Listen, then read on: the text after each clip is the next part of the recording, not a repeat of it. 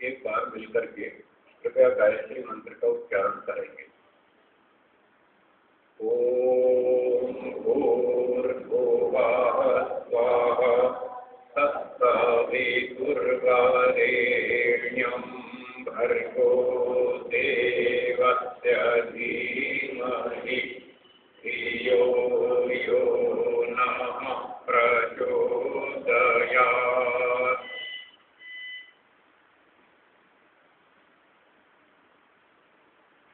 मंत्रस्थ विद्वद्गण, धर्म प्रेमी सज्जनों, माताओं, बहनों और प्रिय विद्यार्थियों, प्रवचन आप बहुत सुनते हैं, परंतु मन में बहुत से प्रश्न घूमते रहते हैं जिन प्रश्नों का उत्तर नहीं मिल पाता। मेरी रुचि कुछ प्रश्नों के उत्तर देने में अधिक रहती है, मतलब शंका समाधान में मेरी रुचि कुछ अधिक रहती है। ये कार्यक्रम बहुत कम हो पाता है, इसलिए मैं सोचता हूँ प्रवचन तो आपने बहुत सुन लिए, 5-10 मिनट मैं भी सुना देता हूँ, उसके बाद फिर हम लगभग आधा घंटा शंका समाधान करेंगे। आपके जो भी प्रश्न हो आप मुझे कागज पर लिखकर भेज सकते हैं, मैं आपके प्रश्नों के उत्तर देने का प्रयास करूंगा। थोड़ी सी बात अपनी ओर से ये कहना चाहता हूँ,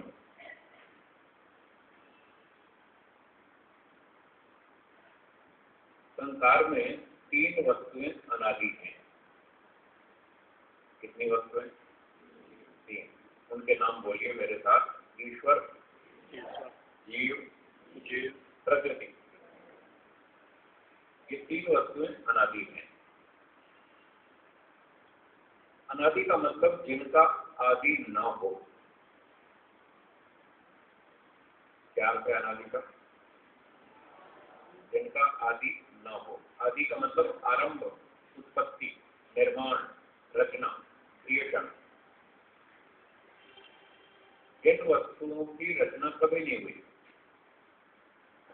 जिनका क्रिएशन कभी नहीं हुआ, सदा से है, उसको बोलेंगे अनादि। ऐसी 3 वस्तुएं हैं जो कभी उत्पन्न नहीं हुई। 2-3 प्रश्न। और ये भी नियम है, जो वस्तु उत्पन्न नहीं होती क्या वो नष्ट होती है? हाँ या ना? नहीं होती ना। तो ये 2 स्पष्ट नियम है। जो वस्तु उत्पन्न होती है वो नष्ट भी होती है, जो वस्तु उत्पन्न नहीं होती वो नष्ट भी नहीं होती। तो मतलब ये हुआ कि 3 वस्तुएं सदा से हैं और ये तीनों सदा रहेंगी। कौन कौन सी? हाँ, ईश्वर, जीव, प्रकृति। अगर आप दुनिया को समझना चाहते हैं, संसार के बारे में कुछ जानना चाहते हैं, अपने जीवन को सफल बनाना चाहते हैं, सार्थक करना चाहते हैं, तो ये सबसे पहला सिद्धांत है, 3 वस्तुएं अनादि हैं। अगर ये पहला सिद्धांत समझ में आएगा तो आगे बहुत कुछ समझ में आ जाएगा। ये संसार किसने बनाया, क्यों बनाया, हम कौन है, कहाँ से आए, कहाँ जाएंगे, सब बातें समझ में आ जाएंगी।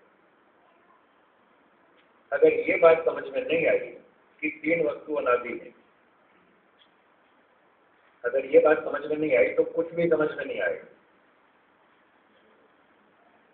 50 प्रश्न आपके मन में घूमते रहेंगे और उनका कोई उत्तर आपको संतोषजनक नहीं मिलेगा। हर जगह संशय, भ्रांति, कंफ्यूजन।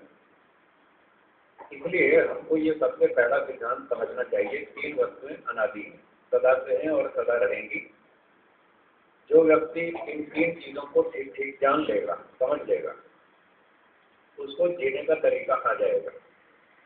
वो सीख जाएगा कैसे जीना चाहिए और हम जी करके क्या करेंगे, हमारे जीने का उद्देश्य क्या है, क्यों जी रहे हैं, सब समझ में आ जाएगा। वो स्वयं सुखी रहेगा और दूसरों को सुख देगा, जिसको ये 3 वस्तु समझ में आ जाएंगी। जिसको ये 3 चीजें समझ में नहीं आई, स्वयं दुखी रहेगा और दूसरों को दुख देगा और उसका अगला जन्म बिगड़ जाएगा।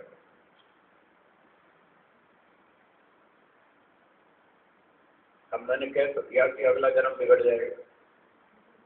बहुत सारे लोग तो यही कहते हैं, साहब किसने देखा अगला जन्म, किसने देखा अगला जन्म, यही गाड़ी अटकती है। चलिए विद्यार्थी भी बैठे, इनसे भी पूछता हूँ और सबसे पूछता हूँ, आप में से कितने लोग हैं ऐसे जो ये मानते हैं मरने के बाद दूसरा जन्म होगा? जो मानते हैं वो हाथ ऊंचा करेंगे, जो मानते हैं मरने के बाद दूसरा जन्म होगा। ठीक है, धन्यवाद। ऐसे कितने लोग हैं जो ये मानते हैं मरने के बाद दूसरा जन्म नहीं होगा? वो हाथ ऊंचा करेंगे, जो मानते हैं नहीं होगा। ठीक है। और जिनको संशय है, पता नहीं होगा या नहीं, समझ में नहीं आया, जिनको समझ में नहीं आया वो लोग हाथ ऊंचा करेंगे। हाँ, संशय वाले भी हैं कुछ लोग। तो बस मैं वही कह रहा हूँ कि ये संशय दूर करना है, संशय को दूर करना है। पता नहीं होगा या नहीं होगा, जब यही समझ में नहीं आया तो हमें ये भी समझ में नहीं आएगा कि हमें करना क्या है। अगर हमें ये समझ में नहीं आया कि अगला जन्म होगा या नहीं होगा, तो इस जन्म में क्या करना वो भी समझ में नहीं आएगा। कैसे नहीं आएगा? चलो विद्यार्थियों से एक प्रश्न पूछता हूँ। मान लीजिए आपसे ये कहा जाए कि आप 1 वर्ष तक खूब पढ़ाई करें, अच्छी तरह पढ़ाई करें और बाद में एग्जाम होगा, परीक्षा होगी और जिसके अच्छे नंबर आएंगे उसको प्राइज मिलेगा, इनाम मिलेगा। तो आप लोग पढ़ाई करेंगे या नहीं करेंगे? हाँ जी, करेंगे। और यदि ये कहा जाए कि पढ़ाई खूब करो, परीक्षा नहीं होगी, कोई नंबर नहीं दिए जाएंगे, कोई इनाम कुछ नहीं मिलेगा, बस पढ़ाई करो, तो आप पढ़ाई करेंगे? हाँ या ना? फिर नहीं करें। अब देखिए कितना फर्क पड़ता है इस बात से। अगर परीक्षा होगी, कुछ नंबर मिलेंगे, कुछ प्राइज मिलेगा, इनाम मिलेगा, तब तो आदमी मेहनत करे पढ़ने में। जब कुछ भी नहीं मिलेगा तो क्यों मेहनत करेगा? ठीक इसी तरह से अगर अगला जन्म होगा और कोई अच्छा इनाम मिलेगा और अच्छा इंसान का जन्म मिलेगा, तब तो आदमी अच्छे काम करे, मेहनत करे। और अगला जन्म कोई होगा ही नहीं, कोई अच्छा इनाम मिलेगा ही नहीं, तो फिर आदमी क्यों अच्छे काम करेगा? फिर तो जो मर्जी आए करेगा। इसलिए इस बात को जानना बहुत जरूरी है कि मरने के बाद दूसरा जन्म होगा या नहीं होगा, ये स्पष्ट होना चाहिए, क्लियर होना चाहिए।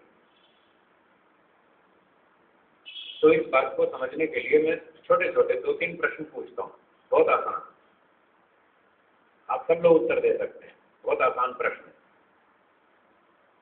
पहला प्रश्न मेरा, आपको जो इस समय मनुष्य जन्म मिला है, ये मनुष्य जन्म आपको मुफ्त में मिला है या कोई कर्मों का फल है? कर्मों का फल है। ठीक, आपका उत्तर सही है। दूसरा प्रश्न, कर्म पहले किया जाए, फल बाद में दिया जाए, ये ठीक है या फल पहले दिया जाए, कर्म बाद में किया जाए? कर्म पहले, फल बाद में। पहले परीक्षा देंगे तभी तो नंबर मिलेंगे ना, ये एडवांस में भी मिलते हैं नंबर, पहले तो नंबर नहीं मिलते, पहले परीक्षा दो बाद में नंबर मिलेंगे। ठीक है, 2 बातें आपकी ठीक है, दोनों उत्तर सही दिए आपने। मैं इन दोनों बातों को दोहराता हूँ ताकि आप भी याद कर लें, और तीसरे प्रश्न का उत्तर इन्हीं 2 पे आधारित है, इसलिए मैं दोहरा रहा हूँ जानबूझ करके। अच्छी तरह इन दोनों बातों को याद करें। पहली बात, ये शरीर आपको मुफ्त में नहीं मिला है, ये कर्मों का फल है। दूसरी बात, कर्म पहले और फल बाद में। अब तीसरा सवाल, यदि आप मानते हैं ये शरीर कर्मों का फल है, यदि ये मानते हैं कि कर्म पहले और फल बाद में, तो तीसरा सवाल यह है कि जिन कर्मों का फल ये शरीर है, ध्यान दीजिए, जिन कर्मों का फल ये शरीर है, वो कर्म आपने कब किए थे? अब आपने बोला, मैंने नहीं बोला, मैंने कुछ नहीं बोला, आपने स्वयं बोला। कर्म कब किए? पिछले जन्म में। फल कब मिला? इस जन्म में। 2 जन्म हुए कि नहीं हुए? समझ में आया कि नहीं आया? हाँ या ना? हाँ, जोर से बोलो, पता तो चले क्या कह रहे हैं। हाँ या ना? हाँ, ऐसे बोलो। मेरी आवाज आपको आ रही कि नहीं? तो आप इतनी तो बोलो, मुझे सुनाई तो दे आप क्या बोल रहे हैं।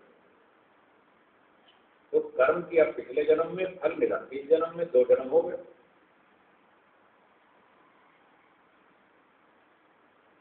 पिछले जन्म में आपने कैसे कर्म किए, अच्छे या बुरे? अच्छे किए तभी तो मनुष्य है, और बुरे किए होते तो चिड़ियाघर में होते या डिस्कवरी चैनल पे देखते होते। डिस्कवरी चैनल देखते हैं? देखते हैं नहीं? देखते हैं ना? हाँ, वहाँ देखिए कितनी सारी वैरायटी है पशु पक्षियों की, प्राणियों की, बहुत सारी वैरायटी है। ये उन लोगों की वैरायटी है जिन्होंने अच्छे कर्म नहीं किए, भगवान ने उनको ऐसा बना दिया, जाओ अपने कर्मों का दंड भोगो। और जिन्होंने अच्छे किए उनको मनुष्य बना दिया। अगर पिछले जन्म के कर्मों से ये जन्म मिल सकता है तो इस जन्म के कर्मों से क्या अगला जन्म मिलेगा या नहीं मिलेगा? इस बार तो मनुष्य बन गए, अगली बार क्या इच्छा है, क्या बनना चाहते हैं अगली बार? वैरायटी बहुत सारी है, ध्यान रखना। वैरायटी बहुत सारी है, बोलो कौन सी पसंद है? मनुष्य बनना है या कुछ और? है जी? हाँ, मनुष्य बनना है तो फिर सावधान, परीक्षा होगी, नंबर मिलेंगे। ये जीवन 3 घंटे की परीक्षा है।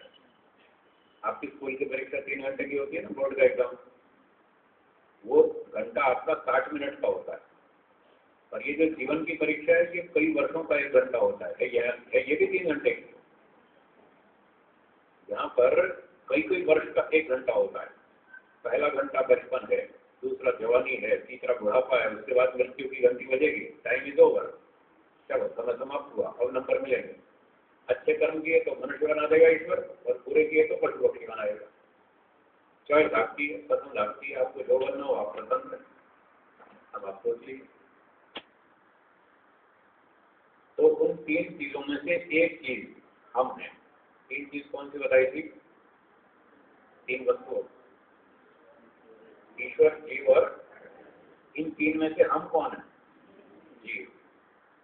तो जीव कर्म करने में स्वतंत्र है, हमें पूरी छूट है। जैसे विद्यार्थी परीक्षा में उत्तर लिखने में स्वतंत्र है, जो मर्जी लिखे, सही लिखे, गलत लिखे, आधा लिखे, पूरा लिखे, चाहे वो परीक्षक को गालियां लिखे, उसकी छूट है, उसको कोई हाथ नहीं पकड़ेगा कि तुम्हें गालियां नहीं लिखने देंगे, तुम जो मर्जी लिखो। 3 घंटे तक छूट है। उसके बाद जैसे ही घंटी बजेगी 3 घंटा पूरा हुआ, अब कुछ नहीं कर सकता हो, अब फल भोगने में स्वतंत्र है। अब तो एग्जामिनर जो आपके नंबर देगा वो आपको स्वीकार करने पड़ेंगे। और वो जो एग्जामिनर, परीक्षक जो आपके नंबर देगा वो अपनी इच्छा से देगा या आपके लिखे हुए उत्तरों के आधार पर? उत्तरों के आधार पर। तो उत्तर लिखना तो आपके हाथ में, तो आप 50% नंबर लाओ या 60 लाओ या 80 लाओ या 90 लाओ, वो आपकी इच्छा है। जितने अच्छे उत्तर लिखेंगे उतने अच्छे नंबर मिलेंगे। इसी तरह से पूरे जीवन में हम स्वतंत्र हैं कर्म करने में। अच्छे कर्म करेंगे भगवान मनुष्य बना देगा, बुरे काम करेंगे तो पशु पक्षी बनाएगा। आपकी इच्छा, जैसे मर्जी करो, आप स्वतंत्र हैं। फिर प्रश्न होगा कि इस जन्म में अच्छे काम किए तो अगला जन्म मनुष्य का मिल जाएगा, फिर अगले में और अच्छे करेंगे, फिर आगे और मनुष्य का मिल जाएगा। क्या मनुष्य जन्म प्राप्त करके भी हम पूरी तरह सुखी हो गए? हाँ या ना? क्या सारे दुख छूट गए मनुष्य बनने के बाद, या अभी भी कोई समस्याएं बाकी है या नहीं? है ना? क्या उन समस्याओं से छूटना नहीं चाहते? चाहते हैं। उसका क्या इलाज? उसका भी एक इलाज। उसका इलाज ये है कि आगे जन्म लेना बंद करो। दोहराइए, क्या काम है? आगे जन्म लेना ही बंद करो, झंझट ही खत्म। ना आपको जन्म लेना पड़ेगा, ना स्कूल जाना पड़ेगा, ना पढ़ाई करनी, ना एग्जाम देना, कोई झंझट ही नहीं, सब खत्म हो जाएगा। और अगर अगला जन्म हुआ तो फिर वापस LKG में बैठना पड़ेगा। अभी आप 8वीं 9वीं 10वीं 11वीं में आ गए, कोई MSc कर गए, कोई MTech कर गए, कोई PhD कर गए, कोई कुछ कर गए, हैं? कोई बड़े बड़े ऑफिसर बन गए, कोई बड़े सेठ बन गए, व्यापारी बन गए, राष्ट्रपति बन गए, बहुत मेहनत कर करके यहाँ तक पहुँचे। अगर फिर अगला जन्म हुआ तो वापस LKG में बैठना पड़ेगा, फिर दोबारा नए सिरे से ABCD 1 2 3 4 क ख ग घ फिर सब सीखना पड़ेगा। अगर इस समस्या से छुटकारा चाहिए तो उसका एक ही इलाज है, अगला जन्म लेना बंद करो। इस अवस्था को कहते हैं मोक्ष। क्या कहते हैं? बस ये हमारा अंतिम उद्देश्य है, इस जीवन को जीने का, बार बार जन्म लेकर के जोर लगा करके वहां तक हमको पहुंचना है, मोक्ष तक पहुंचना है, वो हमारा अंतिम लक्ष्य है, फाइनल डेस्टिनेशन। अगर मोक्ष हो गया तो ये बार बार जन्म लेने का झंझट खत्म, स्कूल जाना नहीं, पढ़ाई करनी नहीं, कोई सर्दी जुकाम बुखार आंधी तूफान बाढ़ कोई समस्या सारी खत्म हो जाएगी। और यदि जन्म हुआ तो ये सब आने वाली। तो मैं प्रवचन लंबा नहीं करूंगा, प्रवचन को विराम। आपको मन में जो प्रश्न हो आप पूछ सकते हैं, कागज पर लिख के दे तो बहुत ही अच्छा है, कागज नहीं हो तो फिर बाद में आपको वो कर देंगे, मौखिक भी पूछ सकते हैं। पहले कागज वालों को प्राथमिकता है।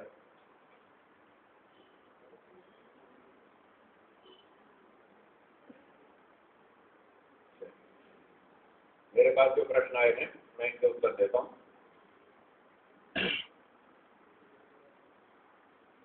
जो पहला प्रश्न है, जो उत्तराखंड में आपदा हुई है और हजारों लोगों की मृत्यु हुई है, क्या ये उन सबके पापों का फल है? यदि हाँ तो क्या सबके कर्म खराब थे? स्वामी शंकराचार्य ने अभी कुछ दिन पहले अपने भाषण में कहा कि जो आपदा आई है वो भगवान का न्याय है। क्या इसको भगवान का न्याय समझा जाए या अन्याय? इसका उत्तर है कि जो इस उत्तराखंड की आपदा में मारे गए लोग, न वो उनके कर्मों का फल है, पूरा पूरा तो नहीं है, कुछ कुछ तो है। ये कर्मफल थोड़ा जटिल विषय है, कठिन है, इसको शांति से सुनिए तो आपको थोड़ा समझ में आएगा। ना तो उनके पूरे पूरे अपने कर्मों का फल है और न ये पूरा ईश्वर का न्याय है।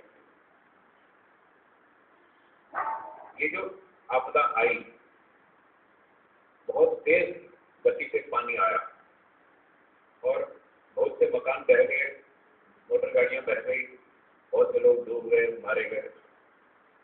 उसका कारण क्या था? कुछ मनुष्यों ने उल्टे काम किए जो सरकार ने मना किए थे। जैसे बताया था कि ये नदी के पाट में मकान मत बनाओ, नदी के किनारे पर मकान मत बनाओ, यहाँ खतरे वाली बात है।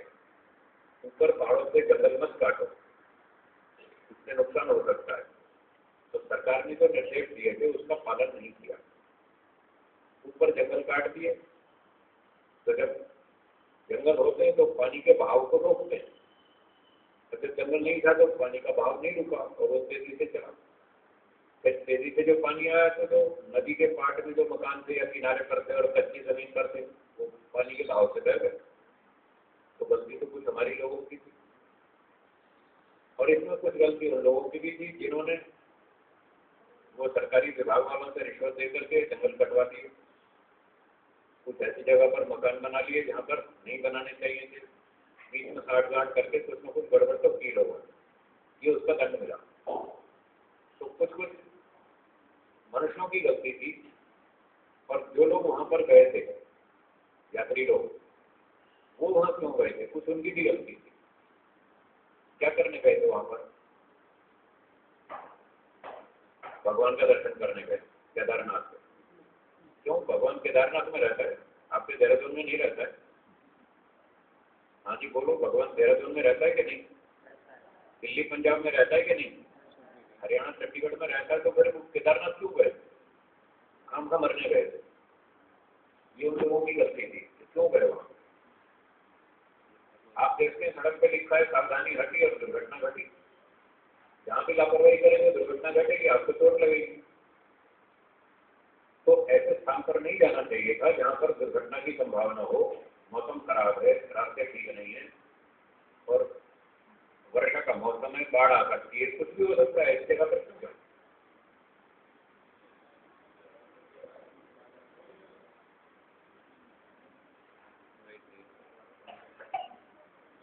क्या किया?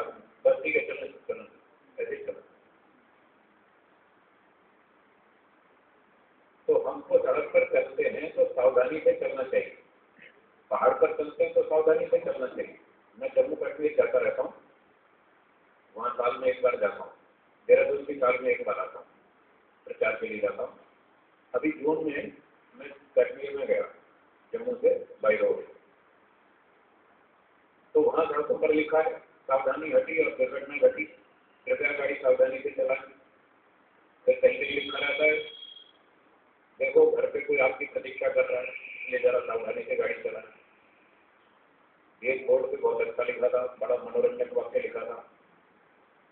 वहाँ लिखा था यदि आप शादीशुदा हैं तो जरा सावधानी से गाड़ी चलाएं, घर पे कोई और भी बैठा है आपकी प्रतीक्षा।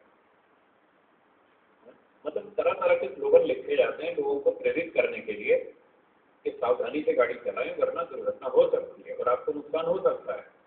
आप तो यहाँ खाई में कूद के मर जाएंगे, पीछे घर वाले दुखी होंगे, तो कुछ उनकी भी तो चिंता करो, आपका भी जीवन जाएगा और वो भी दुखी होंगे घर के लोग, इसलिए सावधानी से चलना चाहिए। तो किसी ने मजाक किया यहाँ तो लिखा है कि जो शादीशुदा है वो सावधानी से चले, मतलब ब्रह्मचारी है तो कूद के मरे, कोई बात नहीं, पीछे कोई रोने वाला तो नहीं है। खैर उसने वो तो मजाक किया। सरकार का ये अभिप्राय नहीं था कि ब्रह्मचारी लापरवाही से गाड़ी चलाए और व्यक्ति जो है वो सावधानी से चलाए, उसका तो उद्देश्य ये था सभी लोग सावधानी से चलाएं। तो ये कुछ हमारी अपनी गलतियां हैं, उन गलतियों के कारण भी हमको ऐसे नुकसान उठाने पड़ते हैं। अगर कोई लोग वहाँ पर भगवान का दर्शन करने गए थे तो निश्चित रूप से गलती करी उन्होंने। भगवान तो सभी जगह रहता है, उसके लिए केदारनाथ बद्रीनाथ जाने की कोई आवश्यकता नहीं। बाकी उन लोगों के सबके कर्म एक जैसे भी नहीं थे, इसलिए कोई सारा का सारा उनके कर्मों का फल भी नहीं है। ये उन लोगों के कर्म का अन्याय है जिन लोगों ने वहां पर जंगल काटे। उन लोगों की गलती से पानी बहुत तेजी से आया जिसकी वजह से वो लोग मारे गए। तो ऐसे कई चीजें इसमें भूली मिली है। कुछ सरकार का दोष है, कुछ इंजीनियर का दोष है, कुछ मकान बनाने वालों का भी दोष है, उन्होंने ऐसी जगह पर मकान बनाए जो डूब सकते थे, रह सकते थे। ऐसे कई लोगों का दोष है। उसमें वो भी लपेट में आ गए जो वहाँ गए थे घूमने फिरने, पैर सपाटा करना, वो भी उनकी लपेट में आ गए। तो इस तरह से इसको समझना चाहिए कि ये एक दुर्घटना और उस दुर्घटना से बचना हमारा कर्तव्य है। दुर्घटना से बचना चाहिए। प्रश्न, मोक्ष में जीव क्या कोई कर्म करता है? यदि नहीं तो क्या वह अकर्मा व प्रयोजन रहित व्यर्थ जीवन व समय व्यतीत नहीं करता? यदि वो जन्म लेता तो बहुत बहुत लोगों का कल्याण होता, उससे मनुष्य वंचित हो जाते। बहुत अच्छा प्रश्न है कि मोक्ष में जीव क्या कोई कर्म करता है? उत्तर है मोक्ष में जीव कोई कर्म नहीं करता। मोक्ष में जीव कोई कर्म नहीं करता, किसी संसार का उपकार नहीं करता, कोई काम नहीं करता, दूसरों के लिए कुछ नहीं करता। तो फिर इस पर दूसरा इनका प्रश्न है कि यदि नहीं करता तो क्या वो अकर्मा और प्रयोजन रहित और व्यर्थ जीवन और समय व्यतीत नहीं करता? तो ये जो आपका आक्षेप है कि वो फायदे फालतू बैठा है, कोई काम ही नहीं कर रहा, टाइम बर्बाद कर रहा, आपके इस ऑब्जेक्शन पर मेरा काउंटर क्वेश्चन है, मुझे उसका उत्तर दें। आप जो ऑफिस जाते हैं, काम करते हैं, व्यापार करते हैं, नौकरी करते हैं, कुछ देश का काम करते हैं। सिर्फ आप जो नौकरी करते हैं, देश के लिए कुछ काम करते हैं, वो सिर्फ देश के लिए काम करते हैं या कुछ अपने लिए भी करते हैं? आपके नौकरी करने का उद्देश्य कुछ अपना वेतन प्राप्त करना भी है या नहीं है? है या नहीं है? वो वेतन प्राप्त करके आप उसका कुछ लाभ उठाने के लिए आपको समय चाहिए कि नहीं चाहिए? ये 24 घंटे काम करते रहेंगे। आप 8 घंटे ड्यूटी करते हैं, ऑफिस जाते हैं, 8 घंटा ड्यूटी करते हैं, बाकी 16 घंटे आपके अपने लिए होते हैं। उसमें आप खाएंगे भी, सोएंगे भी, पैर सपाटा भी करेंगे, संडे की छुट्टी मनाएंगे, कभी 5-7 दिन बाहर भी लंबे चले जाएंगे, कोई देश विदेश की यात्रा भी करने जाते हैं घूमने फिरने। क्या आप 365 दिन 24 घंटे देश की सेवा कर सकते हैं? हाँ या ना?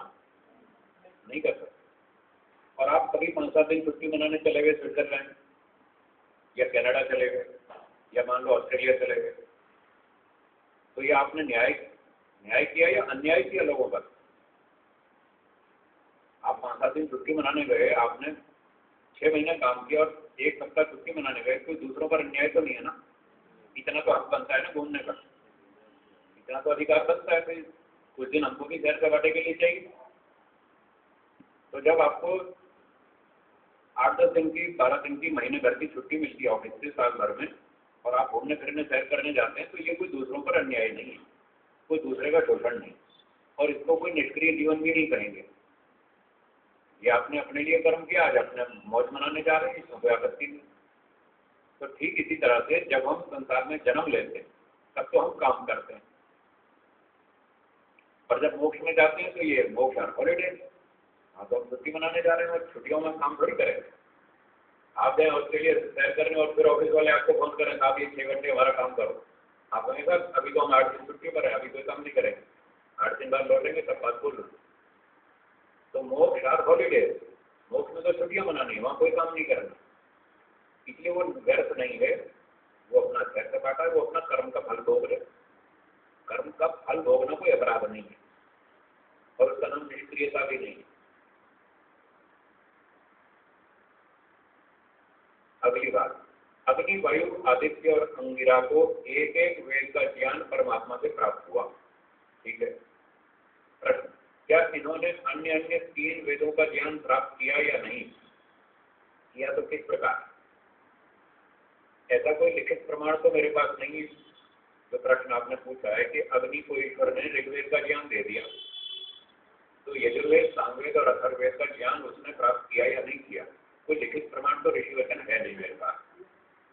ऊहा कर सकते हैं, संभावना कर सकते हैं कि अग्नि ऋषि ने बाकी 3 ऋषियों से बाद में उससे चर्चा की होगी, कुछ सीख लिया होगा। एक वेद तो सीधा सीधा ईश्वर ने दे दिया और बाकी 3 वेद उसने अन्य ऋषियों से भी चर्चा करके सीख लिया होंगे।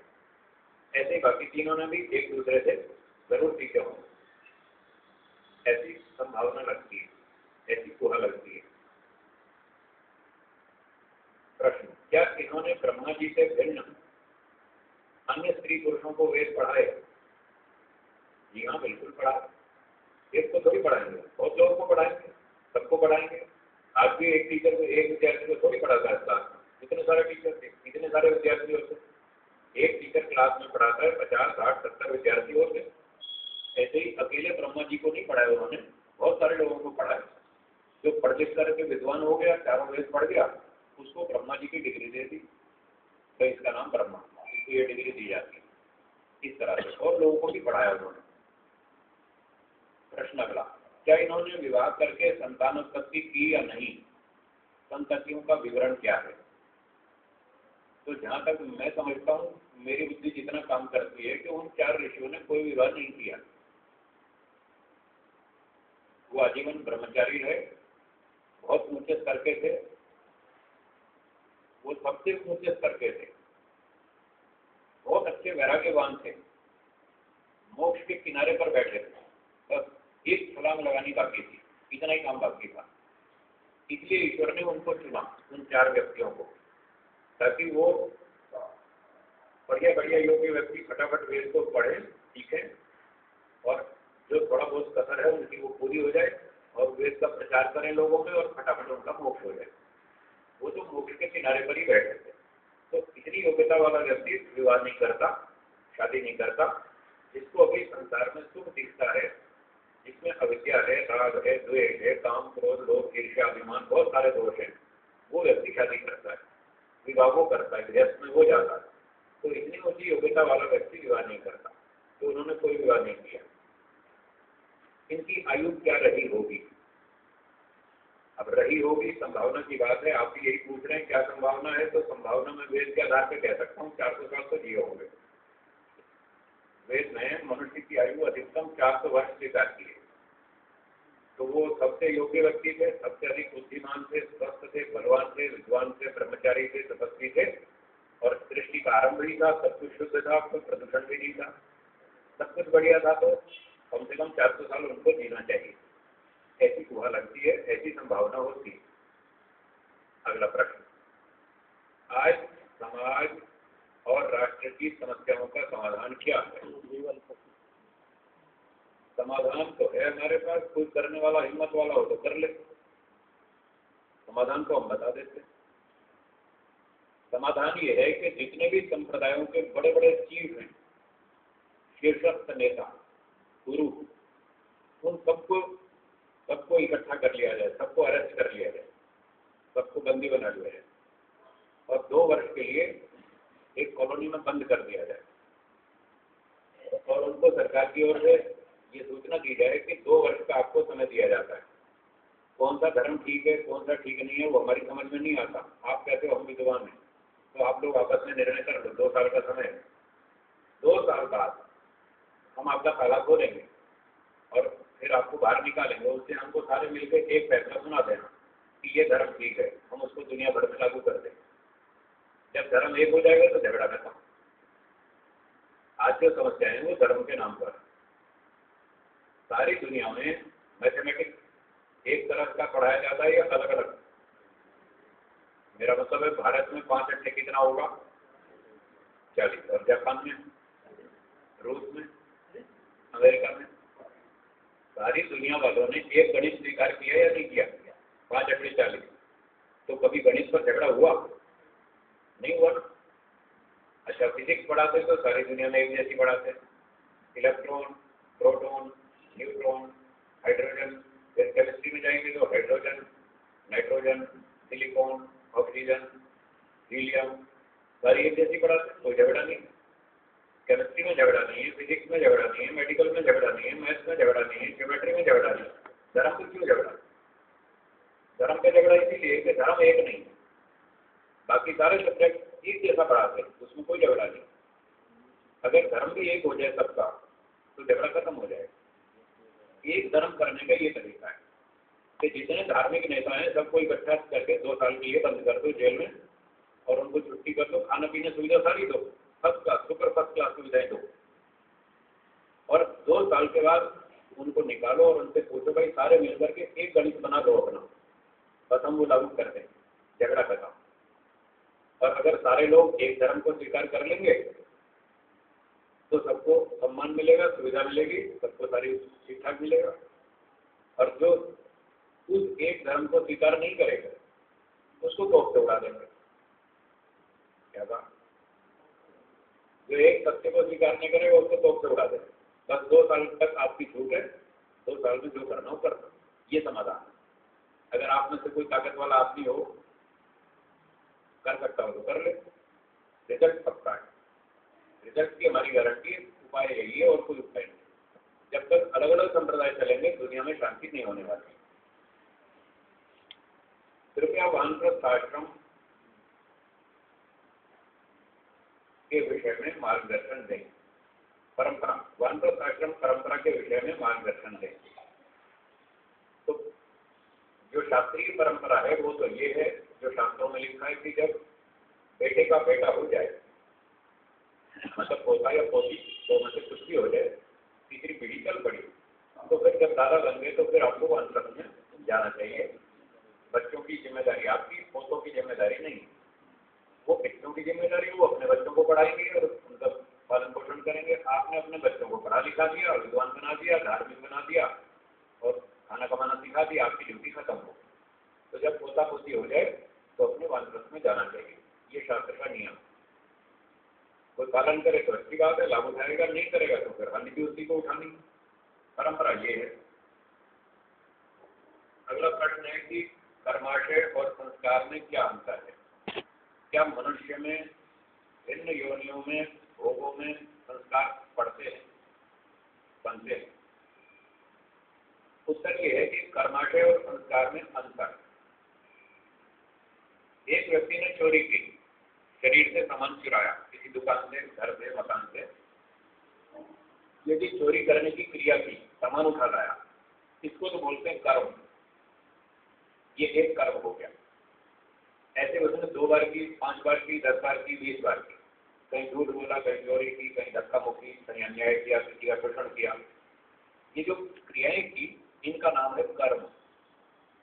इन सब कर्मों का जो भंडार है, समुदाय, उसका नाम है कर्माशय। आशय माने भंडार। जलाशय का मतलब जल का भंडार, तो कर्माशय का मतलब कर्मों का भंडार। तो जो हम कर्म करते हैं मन से, वाणी से, शरीर से, जो क्रियाएं करते हैं, ये तो है कर्माशय। अब संस्कार क्या है? जब कोई व्यक्ति कर्म करता है तो उसके मन पर एक प्रभाव पड़ता है। अगर चोरी करता है और उसको थोड़ा लाभ हो गया संपत्ति का, पकड़ा नहीं गया, दंड भी नहीं मिला, तो उसके मन पर एक प्रभाव पड़ेगा कि चोरी करने से लाभ हुआ, फायदा हुआ।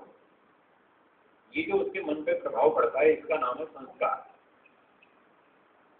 कोई यज्ञ करता है, कोई दान देता है, कोई सेवा करता है, कोई परोपकार करता है, कोई विद्या पढ़ाता है, कोई प्रचार करता है। जो भी व्यक्ति कर्म करता है, जैसे जैसे कर्म करता है, अच्छे या बुरे, उसके मन पर वैसे वैसे प्रभाव पड़ते जाते हैं। तो जो प्रभाव पड़ता है मन के ऊपर उसका नाम है संस्कार। इस तरह से क्रिया का नाम कर्म और उस कर्म के करने से मन पर पड़ने वाले प्रभाव का नाम है संस्कार। ये दोनों में अंतर हुआ। अब अगली बात थी कि क्या मनुष्य से भिन्न योनियों में भी भोगों से संस्कार बनते हैं? उत्तर है जी हाँ, सभी योनियों में संस्कार बनते हैं। जैसी जैसी क्रियाएं करेंगे उनके संस्कार बनेंगे। जैसा जैसा वो वहां पर खाना पीना भोग आदि करेंगे वैसे वैसे उसके संस्कार बनेंगे। परंतु योग दर्शन के चौथे चैप्टर में 9वें सूत्र में एक बात लिखी है, वो ध्यान दीजिएगा। उसका सार यह है जो वहां लिखा है कि मनुष्य के शरीर में जो संस्कार बनेंगे वो 10-20 जन्म के बाद यदि कोई मनुष्य बनेगा तो मनुष्य वाले संस्कार 20 जन्म के बाद मनुष्य योनि में ही जागेंगे। बीच में 20 योनियों तक कुत्ता, गधा, भेड़, बकरी, सांप, बिच्छू बना अगर, तो कुत्ते गधे के शरीर में मनुष्य वाले संस्कार नहीं जागेंगे। ये ध्यान देना है। और कुत्ता बनकर उसने जो संस्कार बनाए, खाया पिया भौंका, जो भी किया, वो उसके संस्कार फिर जब 20, 25, 50 जन्म के बाद फिर दोबारा कुत्ता बनेगा, वो संस्कार तभी जागेंगे, बीच में नहीं जागेंगे। मतलब ये हुआ कि कुत्ते के शरीर में जो संस्कार बनेंगे वो कुत्ते के जन्म में ही जागेंगे, कुत्ते का शरीर मिलने पर ही जागेंगे। मनुष्य के शरीर में बनाए गए संस्कार मनुष्य शरीर में ही जागेंगे। उल्लू के शरीर में बनाए गए संस्कार वो उल्लू के शरीर में ही जागेंगे जब दोबारा जब भी मिलेगा, चाहे 100 जन्म बाद मिले, 1000 जन्म बाद मिले, तब तक वो संस्कार चुपचाप पड़े रहेंगे। आजकल का एक मोटा एग्जाम्पल देता हूँ, उदाहरण आपको बहुत अच्छा समझ में आएगा। आजकल आप सब लोग बहुत सारे कंप्यूटर जानते हैं, ये बच्चे भी जानते हैं, सीखते रहते हैं स्कूल कॉलेज में। मान लीजिए आपने पेज मेकर के प्रोग्राम में एक फाइल बनाई, कुछ मैटर टाइप कर लिया और उसको सेव कर लिया। वो जो पेज मेकर की बनाई हुई फाइल है, क्या वो MS वर्ड के प्रोग्राम में खुलेगी? हाँ या ना? नहीं खुलेगी। पेज मेकर की फाइल पेज मेकर में ही खुलेगी, MS वर्ड की MS वर्ड में खुलेगी, पेंट की पेंट में ही खुलेगी। तो इसी तरह से मनुष्य जन्म में जो संस्कार बनाएंगे वो इसी हार्डवेयर में खुलेंगे वो संस्कार। जब ये बॉडी मिलेगी तभी वो जाएगी। कुत्ते के शरीर में जो संस्कार बनाए वो उसी प्रोग्राम में खुलेंगे, कुत्ते के शरीर में खुलेंगे और कहीं नहीं खुलेंगे। ऐसा समझना चाहिए। अगला प्रश्न, स्वामी जी, आदि दैविक व्याख्या और आध्यात्मिक व्याख्या क्या है? आधिदैविक व्याख्या का मतलब होता है जो पृथ्वी, जल, अग्नि, वायु, आकाश आदि जो देव कहलाते हैं, जब किसी मंत्र की व्याख्या ब्रह्मांड से संबंधित पदार्थों के साथ जोड़कर की जाती है, सूर्य, पृथ्वी, अग्नि, जल, वायु, अंतरिक्ष आदि के साथ जोड़कर उस मंत्र की व्याख्या की जाती है, उसको आधिदैविक व्याख्या बोलते हैं। और आध्यात्मिक व्याख्या का मतलब है आत्मा, मन, इंद्रियां, बुद्धि, जो आत्मा से संबंधित या परमात्मा से संबंधित जो पदार्थ हैं, आत्मा, मन, इंद्रियां, बुद्धि और शरीर के अंदर की चीजों के साथ जोड़कर जब किसी मंत्र की व्याख्या की जाए तो उसे आध्यात्मिक व्याख्या कहते हैं। अगला प्रश्न है, तपश्चर्या से सत्य और ज्ञान की उत्पत्ति कैसे होती है? क्योंकि ये दोनों ही आत्मा की वास्तविक शक्तियां हैं। छोटे हैं, बड़े सब।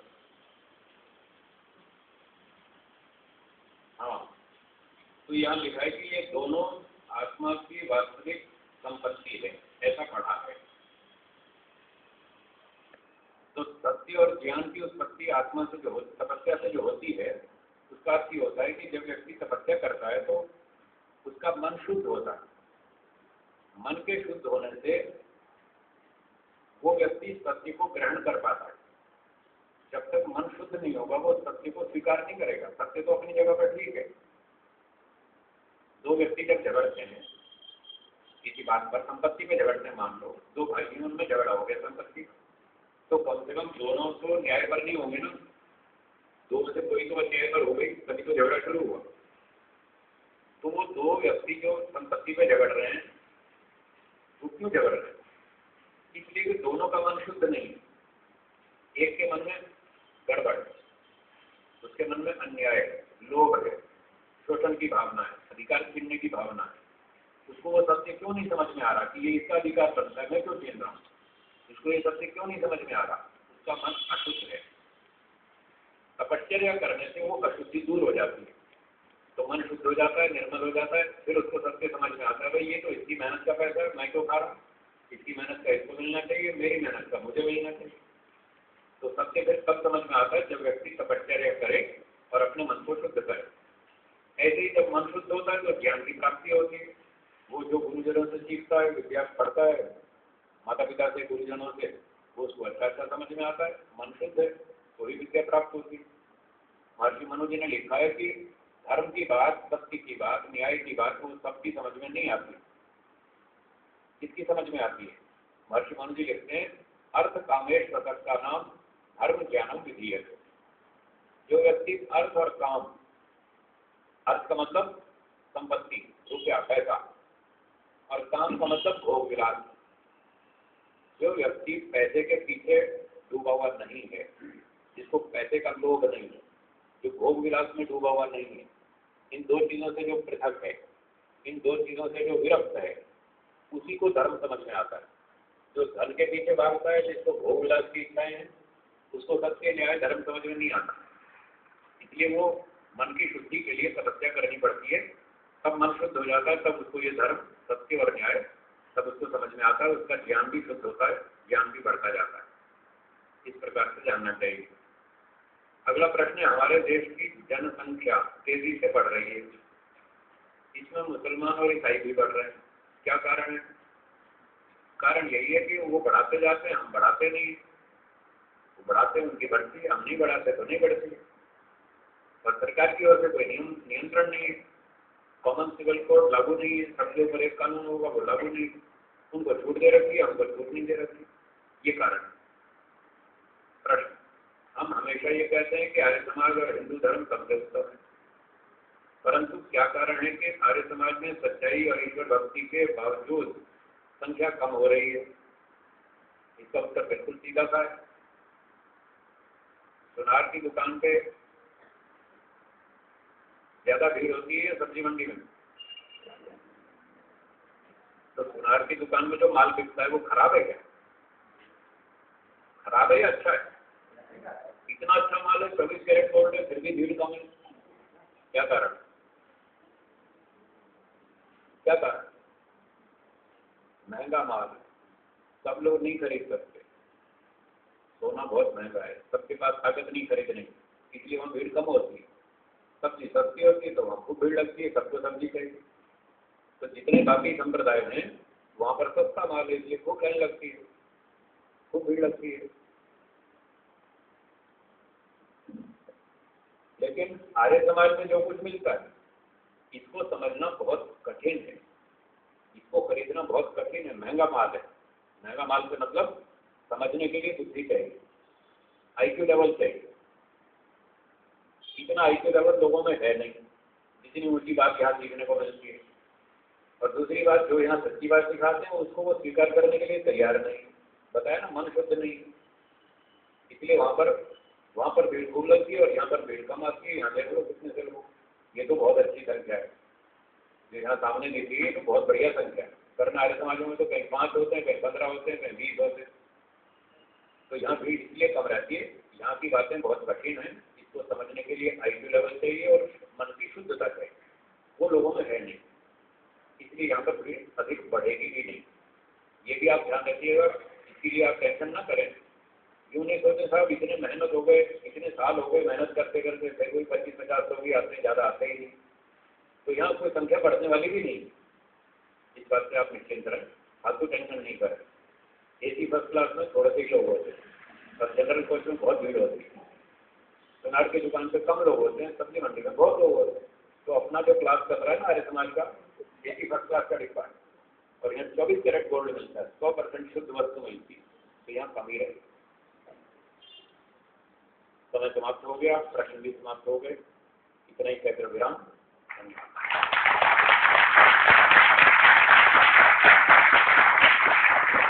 एक सूचना और दे देता हूँ, जैसे आपको भी पहले बताया गया था, मेरे प्रवचन कभी कभी आस्था चैनल पर भी आते हैं, तो अगले शनिवार को यानी 31 अगस्त, आज 25 है, 6 दिन बाद आने वाले शनिवार को रात को 9:30 से 10 बजे तक आस्था चैनल पर मेरा एक प्रवचन आएगा, आप उसका लाभ ले सकते हैं। धन्यवाद।